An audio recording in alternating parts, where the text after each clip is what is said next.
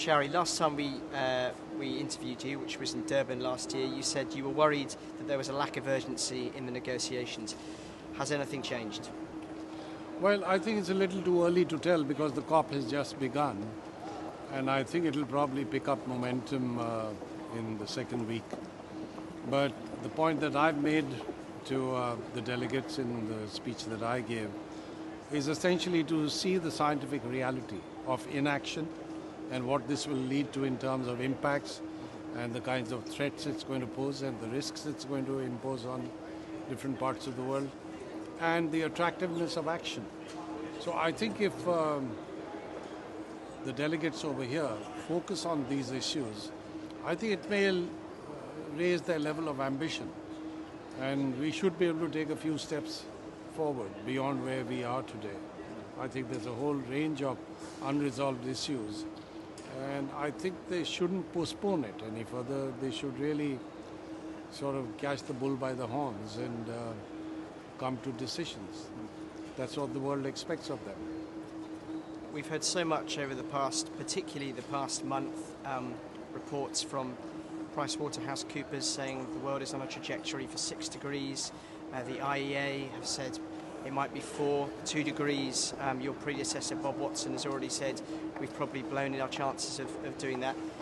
But you're the sort of head man here, so can you give us your assessment of where you think we are currently heading for? Well, timing is very important, and obviously if we're going to continue without taking any action, without mitigation at any level at all, then obviously there is the possibility of our going up to the upper end of the scale and the range that we've projected. I'm not too sure whether we can jump to conclusions on the basis of the past 5 or 6 years or 10 years that sort of get extrapolated to the end of the century. But that possibility is there because in the fourth assessment report we clearly brought out the fact that if mitigation doesn't take place, then the upper end of the range that we projected as temperature increases by the end of the century is 6.4 degrees Celsius. And surely that is going to be a major catastrophe, a series of catastrophes. So nobody in his right senses would want to move along that trajectory. Is this a matter of political will, do you feel, more than the negotiators? Because many of the negotiators here, I guess, have come to many of these conferences and they will be well aware of the climate science. Are these the ones who really matter, or is it actually, politicians back home are the ones who have to have this drummed into them? I think what's going to be crucially important is the awareness of the public, particularly in democracies, because that's the only way that you create political will. I mean, it's the public that's going to demand actions. And I suppose that raises the importance of creating awareness among the public. And, the media has an extremely important part to play in this. Once you have political will in terms of action at the national and subnational level, then I have no doubt that will also percolate into the discussions that are taking place in the COPs. And hopefully that will lead to an agreement. And is it time for the IPCC to focus more on regional areas as opposed to giving us your sort of global reports and focusing perhaps country by country? I was recently in India and, clearly India is facing increasing environmental problems. Is it time for a real focus on individual countries as opposed to these rather larger reports that you produce?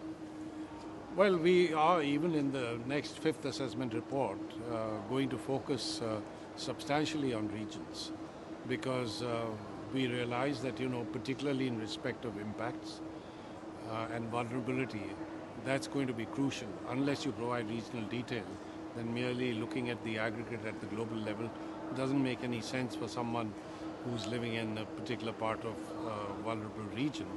But that's also true of mitigation because it's not a case of one size fits all. We need to look at the institutional capacity, we need to look at the extent of emissions that are being generated in a particular area.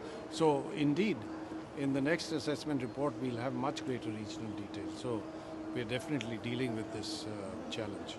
And the next assessment report, I understand the first part of it is out next year. How much of that is going to focus on the need to increase adaptation because if what we hear from scientists is correct, we're already going to experience some of the effects of climate change. So what focus can you tell us is going to be on that? Well, I think the focus on adaptation really comes from the Working Group 2 report.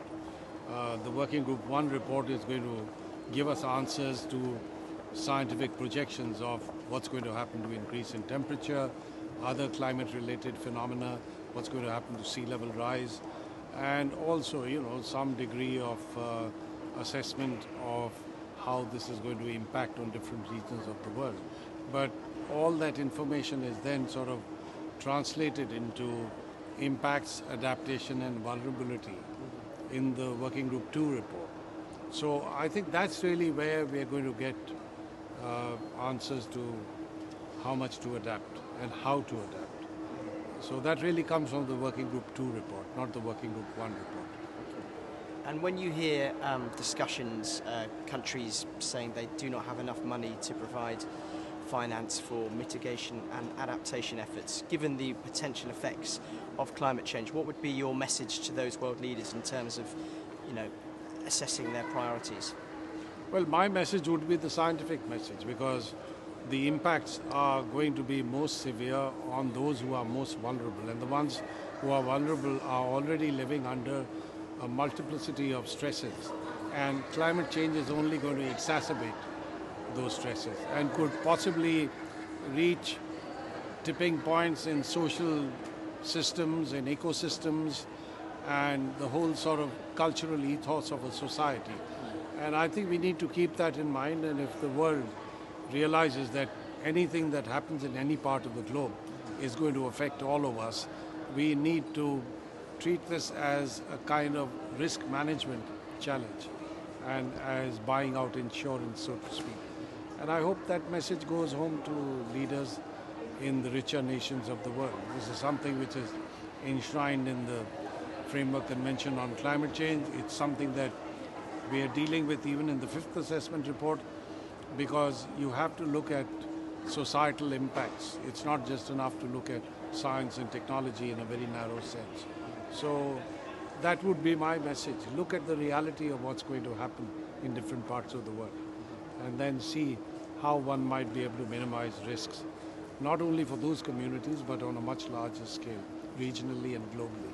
In terms of communicating the importance of change now, how do you do that to a country which is based on fossil fuels and whose Deputy Prime Minister, who is the COP18 President, is whatever he says, he's backing fossil fuels to help their country develop over the next decades? Well, I would say that firstly, since Qatar is hosting this conference, they obviously have a deep interest in the subject. The other issue is that they're also going to be vulnerable to the impacts of climate change. So they are, and I'm sure will become even more conscious of this reality. Secondly, we must remember that it's not just resources below the ground. They have substantial resources above the ground. Look at the amount of solar insulation that this country gets. There might be locations where wind energy would have an enormous potential. So if gas resources in Qatar are going to last 300 years, why wouldn't they want to extend it to 600 years and utilize more viable and more attractive technologies on the ground?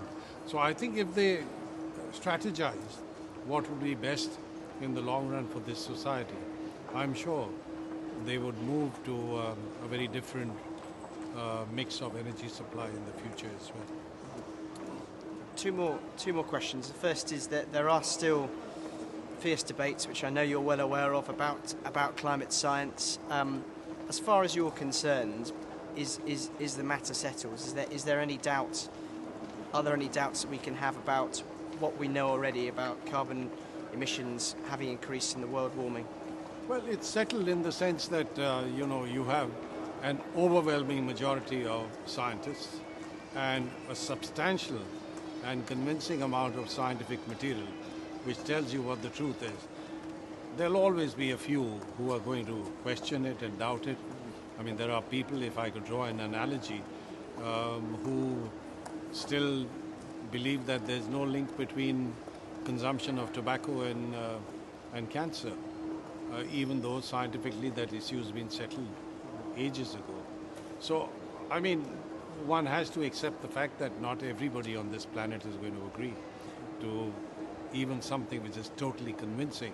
But the reality is that maybe 95 or 98% of the scientists and more of the rational public now believe that climate change is for real.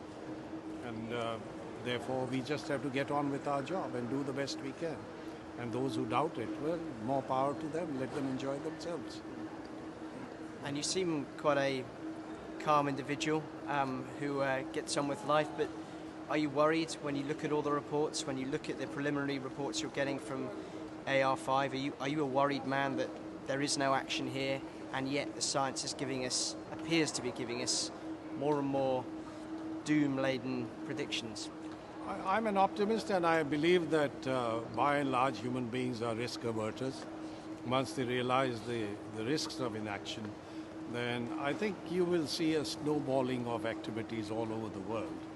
And perhaps then we'll move on the right path. But in the meantime, of course, damage will be done. Impacts of climate change will become more serious.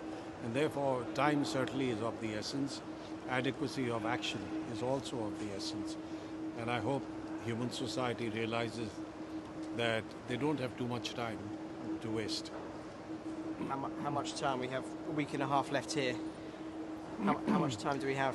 Well, you know, in the fourth assessment report, we had assessed that if you want to, say, limit temperature increase to 2 degrees to 2.5 degrees Celsius at least possible cost, then CO2 emissions will have to peak no later than 2015. So that's just 3 years away, or getting close to 2 years away. So if the world wants to do this at least possible cost and minimize or avoid or delay the impacts of climate change, then the sooner they move, the better. Because what we do today will have major implications 10, 15, 20 years into the future.